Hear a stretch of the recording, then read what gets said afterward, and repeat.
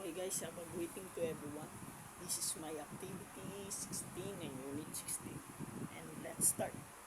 Okay, the course is almost finished.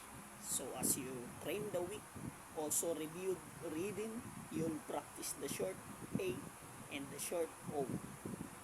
But also practice reading a little bit too. Let's begin. I track AJ's pass. I am shocked at how fast I am. I have arrived and I am not going to stop. Nothing can block me. I'm hot. I rock. My mom and father will be proud. I lack nothing.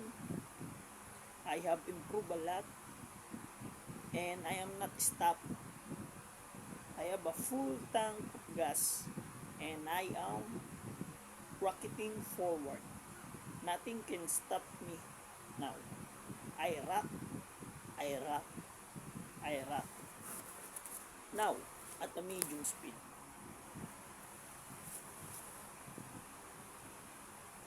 I track AJ's pass.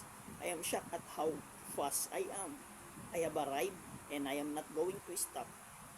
Nothing can block me. I'm hot. I'm rock. My mom and father will be proud. I lack nothing. I have improved a lot and I am not stopping. I have a full tank of gas and I'm rocketing forward. Nothing can stop me now. I rock, I rock, I rock. Now, a little bit faster. I track AJ fast. I am shocked at how fast I am. I have arrived and I am not going to stop. Nothing can block me. I'm hot. I rock. My mom and father will be proud. Lack nothing. I have improved a lot and I am not stopping.